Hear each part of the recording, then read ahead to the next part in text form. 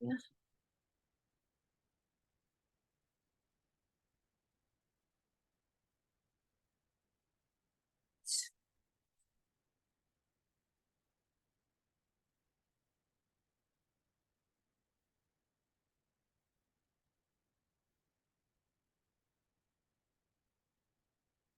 Just going to give it another few seconds here.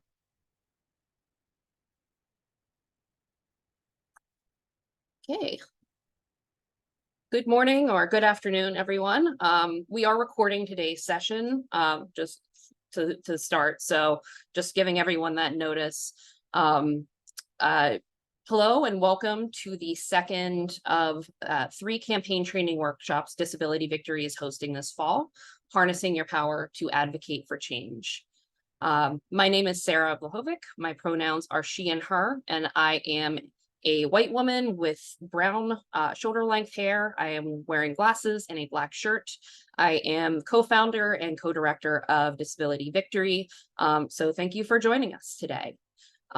Before we hand it over to today's trainer, we have a few accessibility and housekeeping notes. First, today's event does have live captions and ASL interpretation. To view the captioning, click the show captions icon along the menu ribbon. You can also view the captions in stream text, and we will place the stream text link in the chat. And yes, we had a question in the chat about, will the recording be sent out afterwards? Yes, once it is captioned and available, we will send it out in the next few days.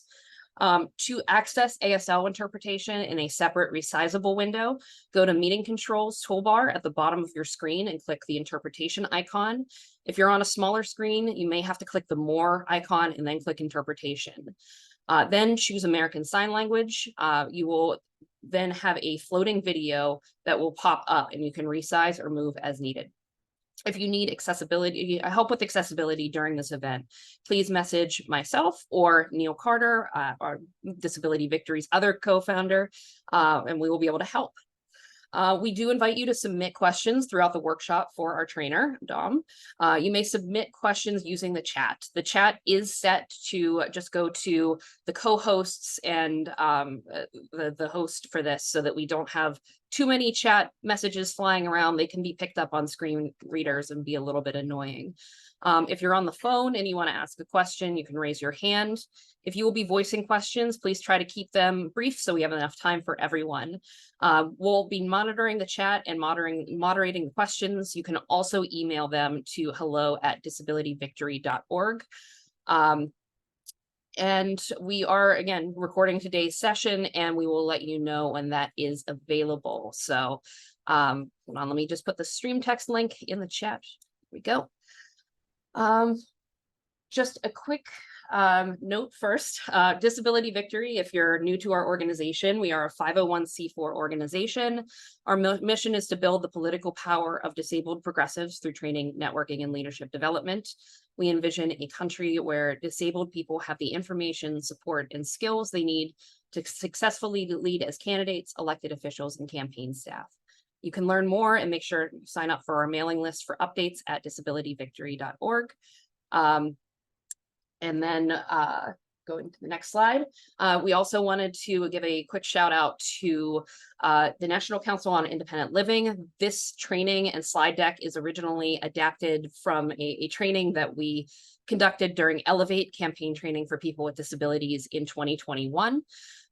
So just wanted to acknowledge the National Council on Independent Living in that program, and you can access those materials and recordings at www.ncil.org/elevate. So to introduce today's trainer, we are pleased to be joined by our board member and the co-founder and CEO of New Disabled South, Dom Kelly. He, until November 2022, he served as the Georgia fundraising director and senior advisor for disability for Stacey Abrams' campaign for governor of Georgia. Previously, he was senior fundraising manager and strategic advisor for disability at Fair Fight Action, the voting rights organization founded by Stacey Abrams, where he also created and led the organization's Disability Council, composed of prominent disability advocates and policy experts from around the country. And with that, I will hand it over to Dom. Thank you, Sarah. Well, hey, everybody.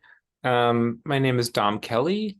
I use he, him pronouns. I am the treasurer of the board for Disability Victory, and I am the co-founder, president, and CEO of New Disabled South. We're a 501c3 and our 501c4 arm, New Disabled South Rising. We are the first and only regional disability organization in the country, focusing on um, organizing policy change and narrative change around disability in the South. Um, Visual description: I am a white man with brown curly hair, wearing glasses, black polo with white piping around the collar. You're also going to see my daughter, Mahalia. We had a childcare change, and so she is with me today. She's eating at the moment while she's on my lap, but visual description of her: she is a biracial baby wearing a cute little onesie with cactuses on it, and she's got light brown curly hair and big, beautiful eyes. So you're going to see a little bit of her, and thank you in advance for the grace of me rolling with the punches of childcare. So if you go to the next slide, I'll give you a little bit of an overview of what I'm going to talk about today. Um, so we're going to first talk about what drives you. The focus of this is how you can create change, whether that is in the workplace, whether that is as an elected official, or just in your community as anyone who's interested in creating change, whether you want to run for office or not. So we'll start with what drives you to create that change. We'll talk about how we identify the problem, build your case for change, how you bring others into that change making. We'll talk a little bit about power, how to make the ask, and then how you actually affect change once you have all of that buy-in and make the ask. And ideally, you get the green light to do what you want to do. So that's a little bit of an overview. So next slide, please. So I think about this often, this idea of what drives you, what wakes you up in the morning.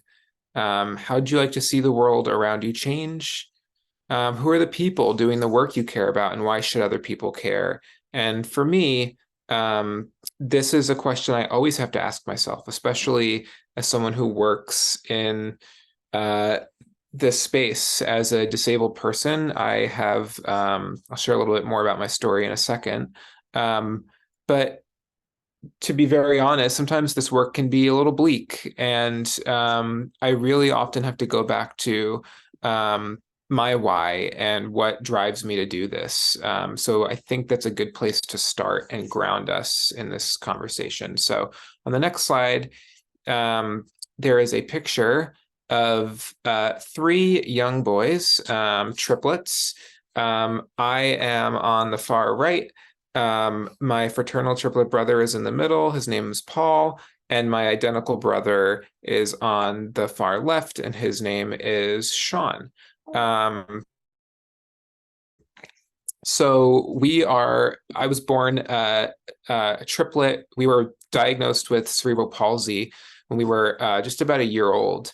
And because of that, we learned how to navigate this world, which was inaccessible to us as disabled kids. Um, I always say I learned how to be an advocate from my parents. And sometimes parent advocates can be somewhat problematic, but my parents, especially my mother, did a really good job of making sure to center our voices, and not just their own, which was really critical.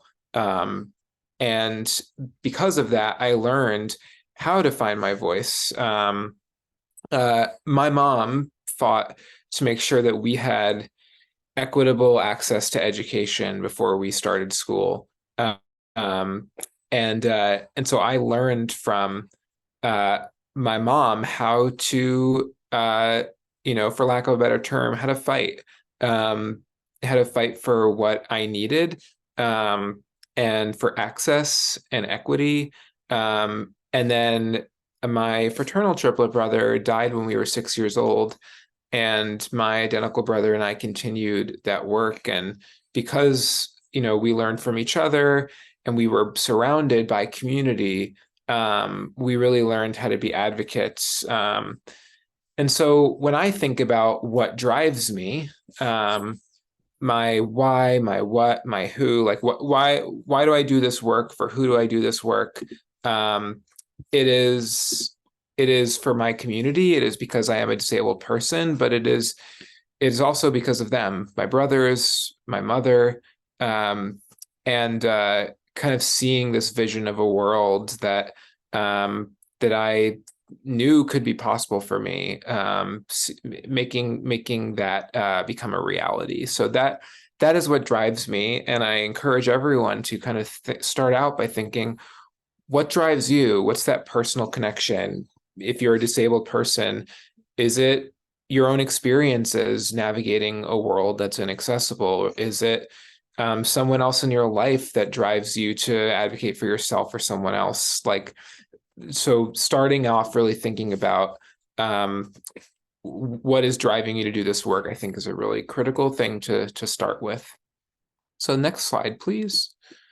So I wanted to share a tool that I like to use when I think about when I'm starting out with doing this kind of work for advocating for change.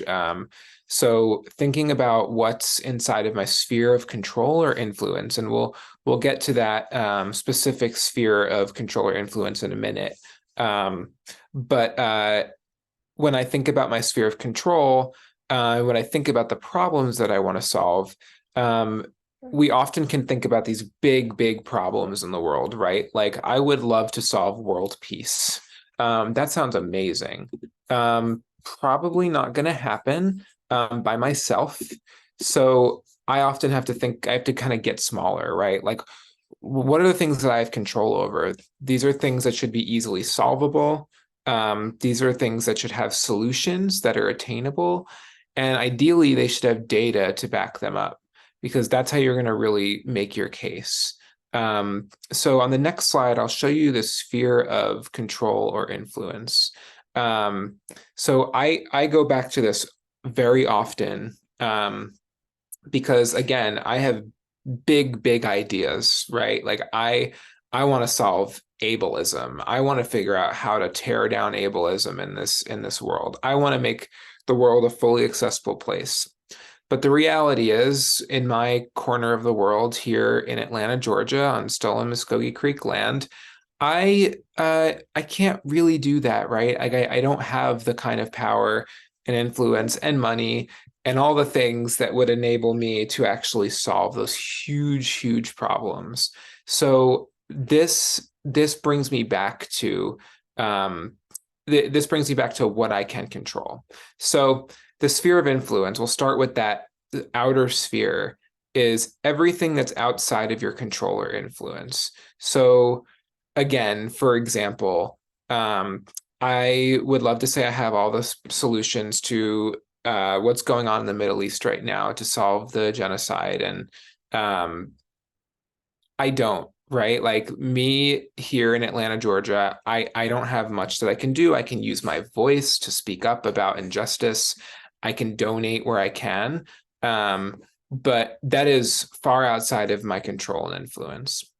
I move to the next circle, I have to think about what I can influence, right? So my influence can really be focused on people. So I can, if I share my views, if I put out a statement, if I tweet about something, right? Like, that may be an opportunity for me to influence someone else or the people around me.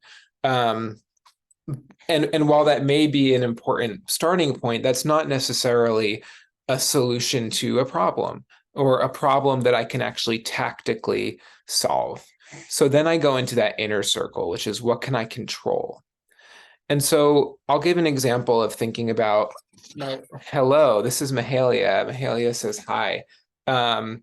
So when I think about what I can control, this is really where New Disabled South came for me.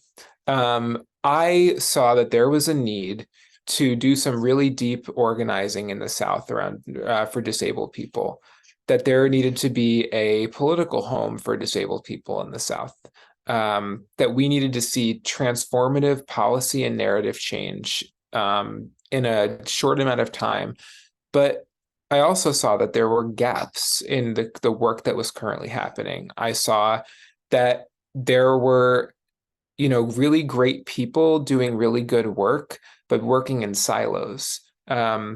Folks were doing good work in Alabama and here in Georgia, in Louisiana and Texas, but there was not a lot of communication. There wasn't a lot of sharing resources and strategy. And so what I thought is, well, what I can control um, my the tactics and strategies that I utilize to bring people together, right? Like I can start a coalition. That's something I know how to do. I've done it before, and I'll go into that in a little bit. Um, so I thought about, how do I do that? So I started to map out, what would those strategies look like? Who do I need to talk to? And what kind of platform do I need to use, right? Like, there were actual things that I could do in the moment to start to solve this one problem, which was people weren't communicating the way that I think that they could have. So that what I can control was really critical for me to, like, take a step back. I know the big problem underlying all of this is that ableism runs rampant in this country, in this society, in this world. But I'm one person. I'm not going to solve ableism.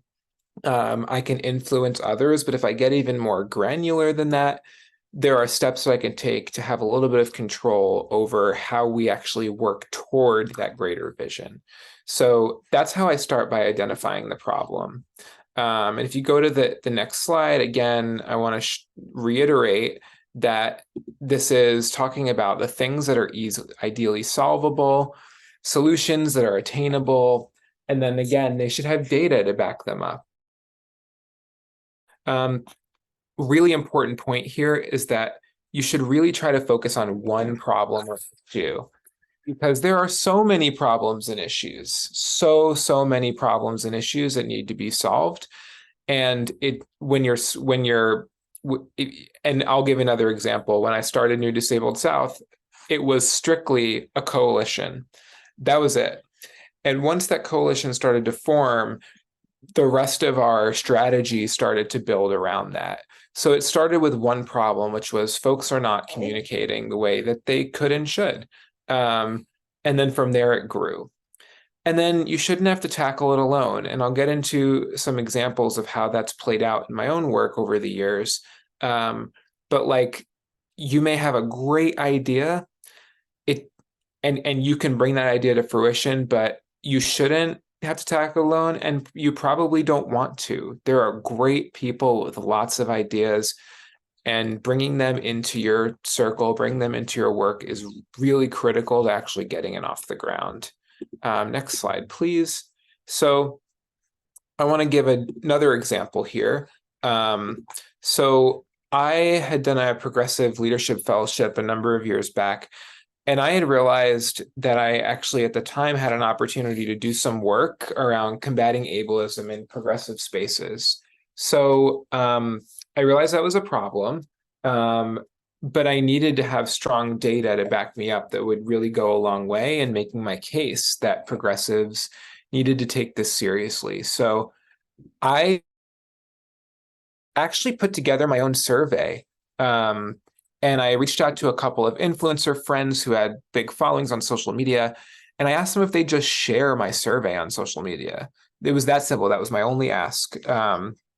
And I wound up getting 111 responses from disabled, chronically ill, and neurodivergent folks. And I got some really good insights to back up my claims. And here are a few examples on the screen. You can see there's one question that says, are you currently or have you ever been employed with or volunteered for a political campaign, elected official, government office, or political organization? Yes or no? Another question says, have you ever faced ableism or lack of accessibility in that work or volunteer experience? Please explain. And it gives folks an option to explain further. And then there's a question that says, please rate the following statement. If a political candidate or elected official uses language or exhibits behavior that I perceive as ableist, it will stop me from voting for that candidate regardless of party affiliation. And there is a number, 5 numbers, 1 through 5, 1 being strongly disagree, 3 being no opinion, and 5 being strongly agree. And folks can choose one of those. So those are 3 questions as examples of how I set this survey up. And on the next slide, I'll share some of the results from that. So 86% said they faced barriers to inclusion in political and nonprofit spaces. 89% said they wouldn't donate to or volunteer for an organization that says or does ableist things. And 80% said they would reconsider voting for a candidate who says or does something ableist regardless of their party affiliation. And this was like, I had my hunch for what responses would be, but this was really really incredible for me, because I knew that this was the data that I needed to make the case for why progressives needed to do better around disability. Like 80% said they would reconsider voting for a candidate who says or did something ableist regardless of party affiliation. And that's really crucial data for any candidate to have. So next slide, please. So next we're going to talk about building your case. This is really important, because when you have your idea, you identify the idea, and even if you have that data to kind of back you up, that doesn't mean you just jump right in and change happens overnight. You have to be able to give that evidence that what you're advocating for is worth resources, and you want to build a solid case for why others should care about that issue. So I'll give you an example of where this has shown up for me on the next slide. So this is, I worked for an organization called Fair Fight Action, and Fair Fight Action was a 501c4, and Fair Fight was a PAC. And I had wanted to start a disability council so that we could expand the portfolio of work that I had built around disability at the organization. We're a voting rights organization, and I wanted to be able to build this big idea that I had. But I knew I had to start somewhere. And so I figured out how to reach the disability community through that work.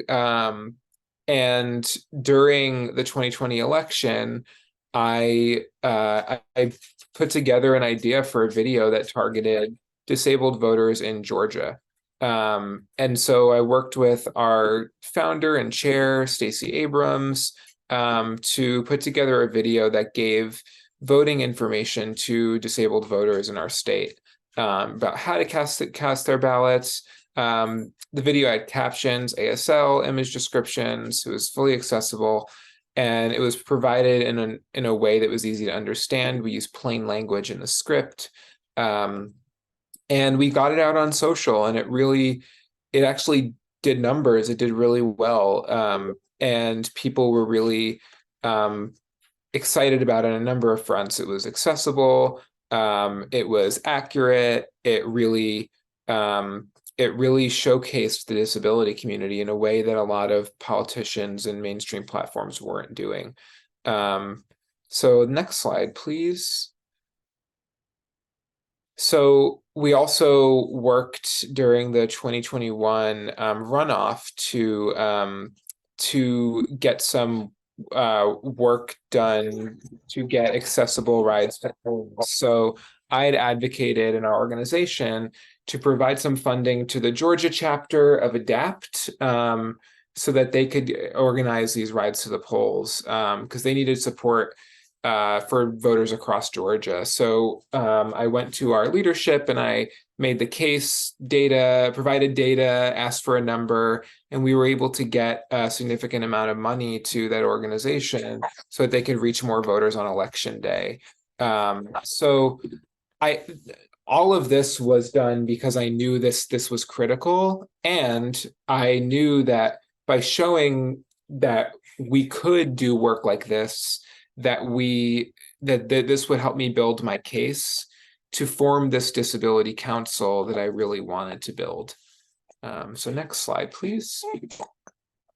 So next is getting buy-in. And for me, where that started was finding my allies. I started at this organization thinking that I was like the only disabled person there. And what I found out by being open about my disability and really advocating for this portfolio of work, that there were actually other people who were disabled, and there were other people who cared about disability. So I started to find those allies and I brought them into the process.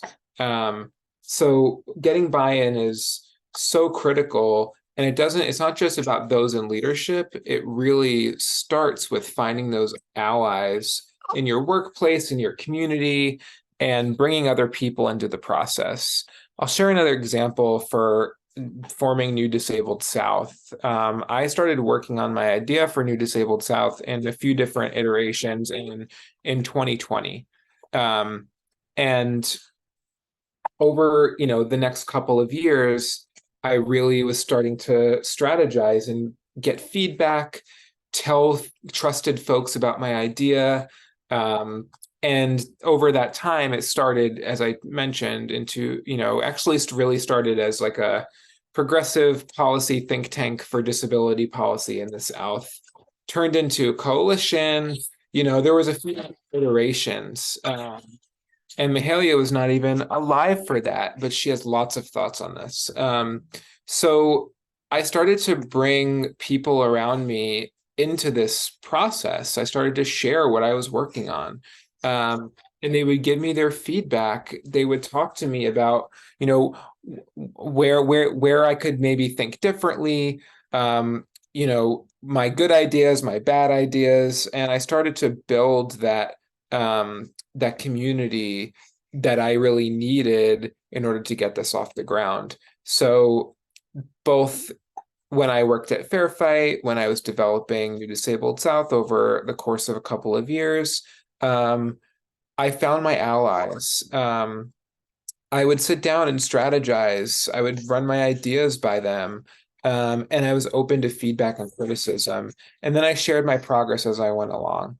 And that is so, so important, is really making sure that you're not going it alone, that you're sharing your updates with folks, that you're building that team. So on the next slide, kind of reiterating what I've already talked about, which is finding people outside of your workplace to buy in. If you're advocating for change in your workplace, find those people outside of your workplace.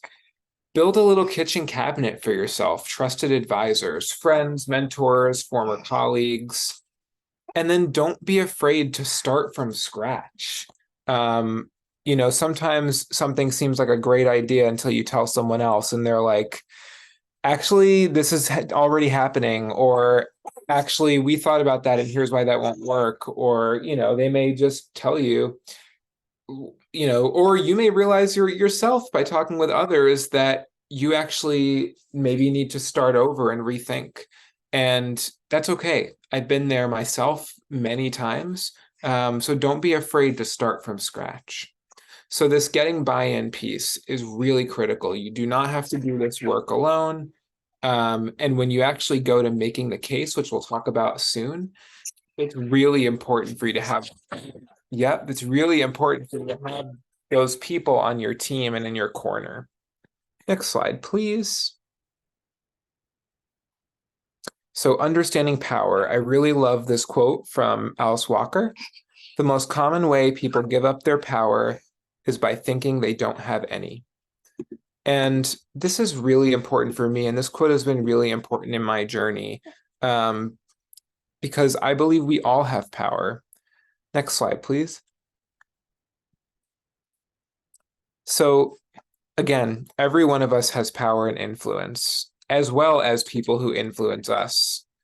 So when we're advocating for change, it is really helpful to know who you're targeting and who their influencers are.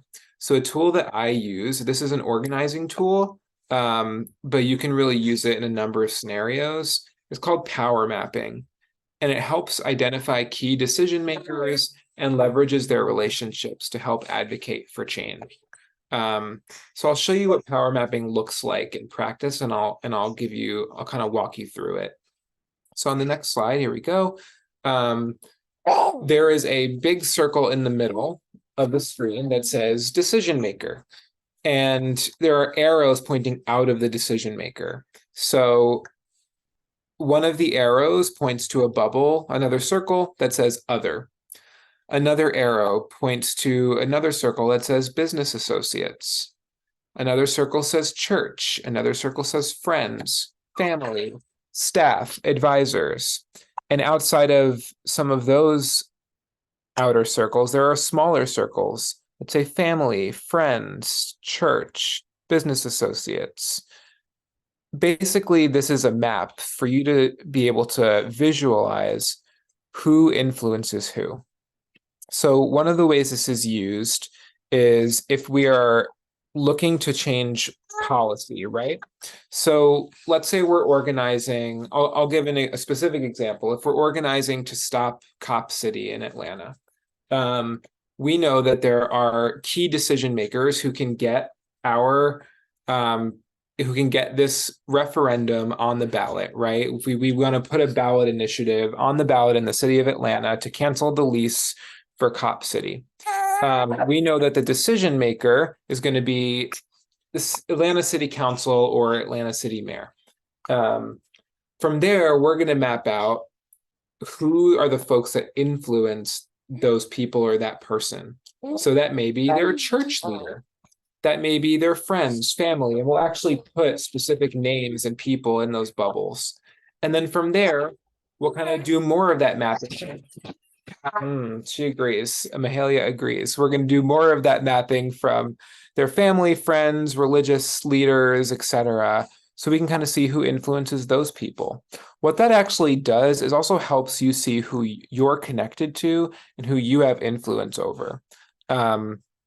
So how I've used this is to really see, if we're targeting a lawmaker, for example, to see who I might know, who knows someone who knows someone who knows that lawmaker. That like degrees of separation thing is a really important piece of this.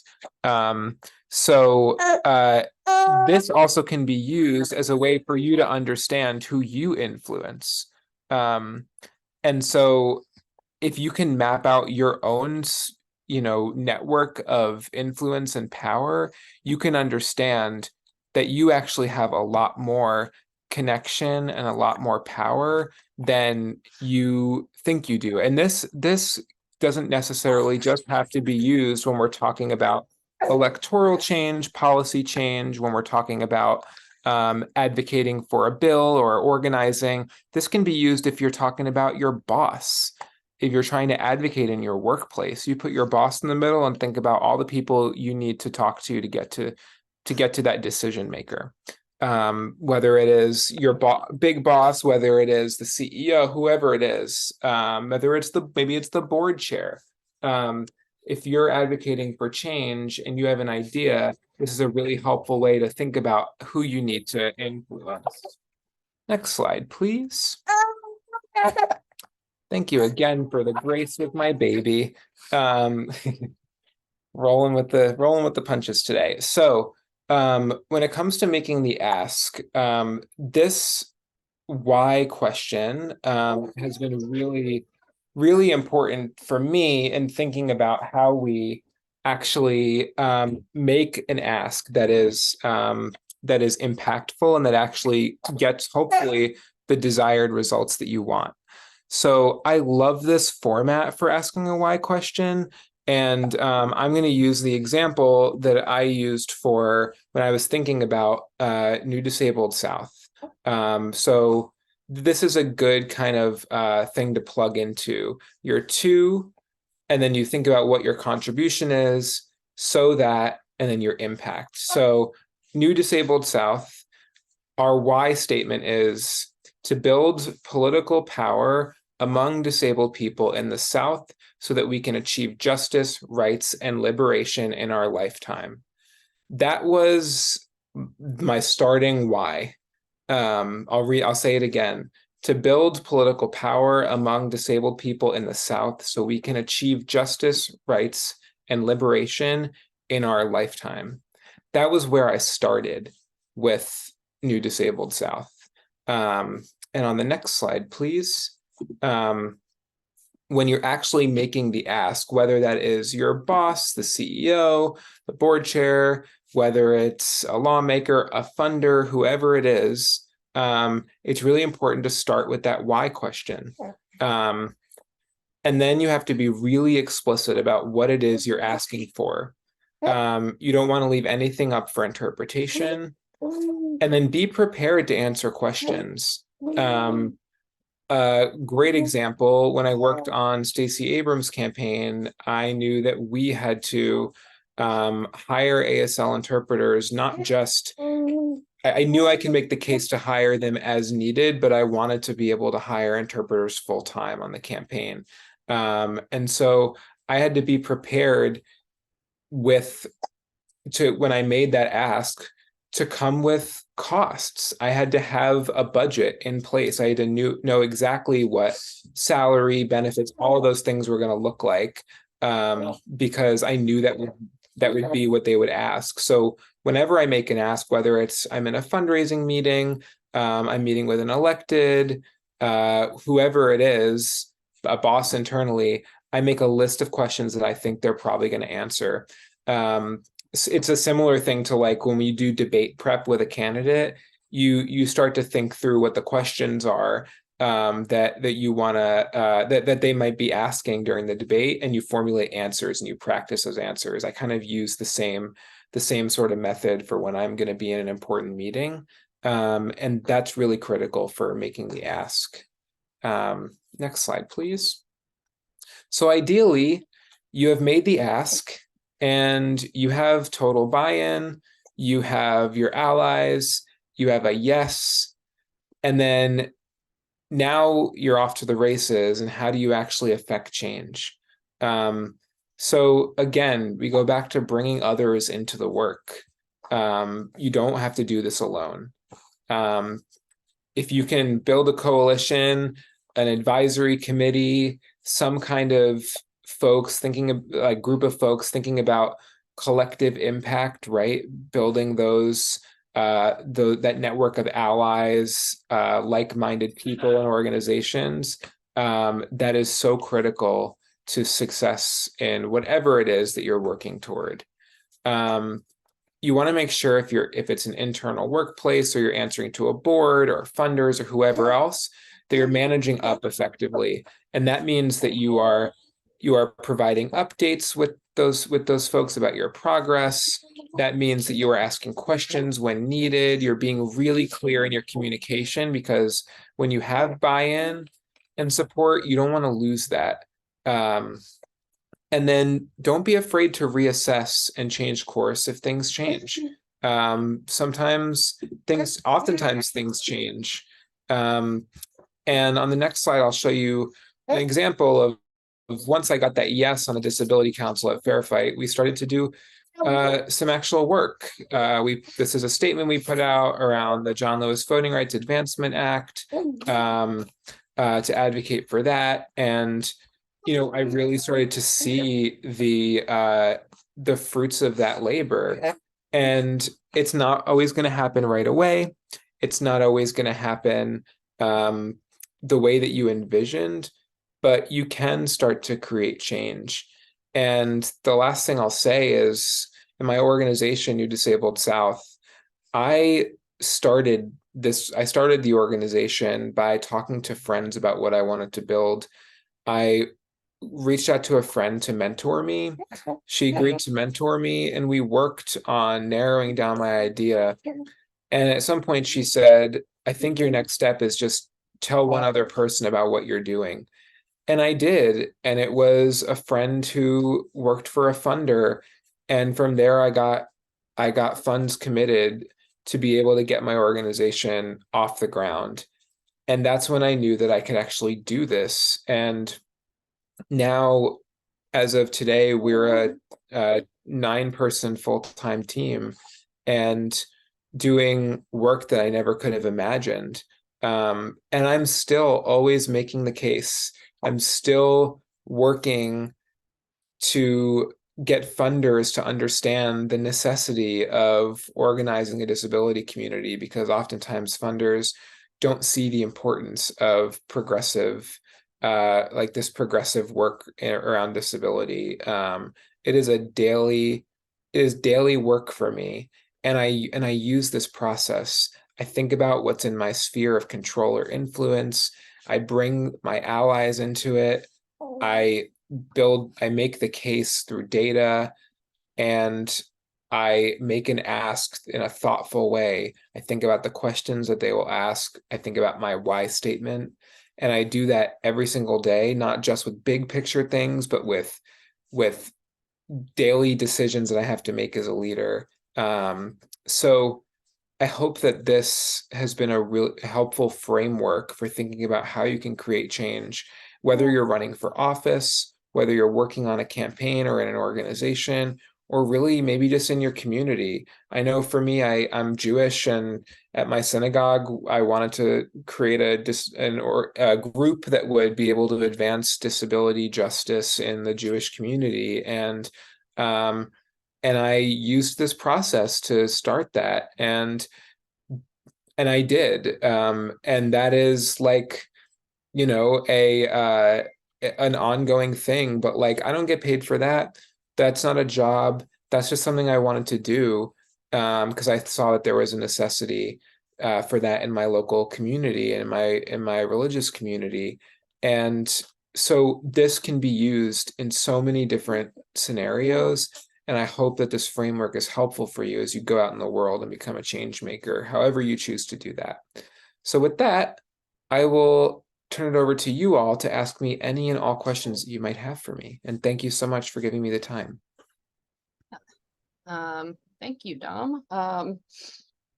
So gonna give folks a chance. You can raise your hand. You can put questions in the chat. I will give folks a minute to do that. In the meantime, I will also put up on screen and in the chat our next event, which will be on November 20th on crafting a campaign and policies rooted in disability rights. And I'll put I will put that in the chat as well, but that will also be sent out to you when we send out the recording. So questions. Let's see.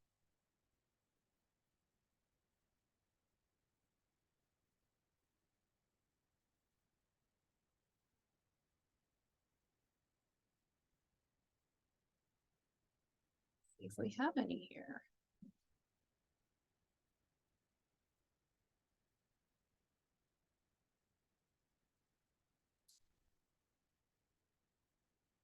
Let's see.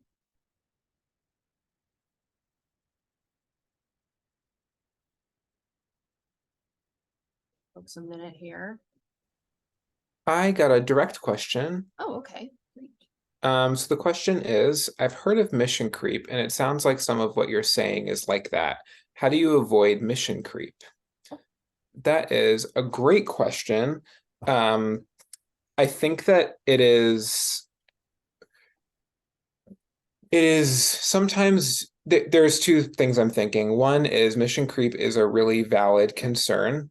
And sometimes folks are so afraid of mission creep that they're unable to see outside of their kind of narrow scope. And maybe an example of that is, I don't know how many times I've talked to an organization who works on voting rights, who doesn't see disability as a part of their scope of work.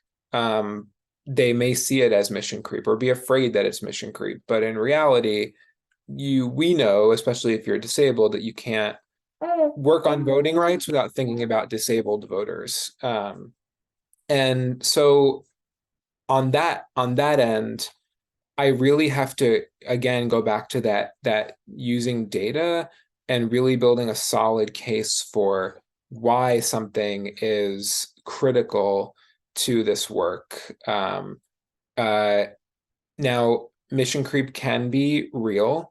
It is possible for you, I will say New Disabled South, we focus on the South in the US, and there are so many global issues that we would love to advocate for, against, have some say in, be a part of, and that is not always an easy thing to decide whether or not to chime in on something. And I would say overall, our mission is to focus on the southern United States. And so that understanding our mission and our vision, I think, helps us with avoiding mission creep. Now, that said, we made a very clear statement on the genocide that's happening in the Middle East right now in Palestine. And that was rooted in our values, me as a Jewish person, my co-founder as a Muslim woman, and felt that that wasn't mission creep because it actually impacted disabled folks in our region as well. So I think it's really about making, really thinking through how you approach it, really doing that, like bringing other folks into any decision that you make, right? Like talking through your mission, talking through your values, and not making decisions alone. Like we didn't make that decision. I didn't make that decision by myself. I had my co-founder, I had other staff, like we all made that decision together about a statement and how we were going to make that statement. And we all decided together that that was not mission creep. It was actually, in fact, integral to our mission. So I hope that's helpful. I see another direct question in the chat. Yep. So what are your thoughts on organizer burnout? It's so prevalent in political organizing, but so much more serious when we think about its impact on disabled organizers. How can we better prioritize longevity and sustainability? So that is such an important question. First of all, I would implore all of you to look at our value, New Disabled South's values. I'm sorry about my fussy baby. I will put a link in the chat to our values, which are on our website. And what I will say about that is that for us, we knew that we had to ground our culture, our employment practices in the values that we held to be true. And for us, that was disability justice principles. Oh, thank you so much. That was really rooted in disability justice principles. And that's kind of how we started our values. And so that meant for us, in practice, that looks like a 4-day work week. That looks like having unlimited PTO. That means unlimited health coverage. And so you may or may not be able to put some of those things into practice, but like as an organization, that was something that we said, how can we put our values into practice? But like in general, I think so many people are used to the like burnout of political campaigns, nonprofit organizations. That's not a must. It doesn't have to be that way, is what I'll say. You can think differently about how we organize. Great. I had another question come in the chat. Do you have experience collaborating with Move On for smaller campaigns? I have not worked with Move On in my work now, but I have worked with Move On in the past, and they're a great organization. So yeah, if anyone wants to Move On wants to work with New Disabled South, great. I think Move On should also work with Disability Victory. I think I've said that before on our board meeting. So, but yeah, Move On's great. Tom, I had a question as well. How do you individually think about, but also work on and kind of addressing your own, because I think we all in the disabled community, the disability community, the disabled community, we sometimes neglect our own mental health. We sometimes, and all too often, I feel like worry about worry about our community before ourselves, which we should, right? Particularly in this work.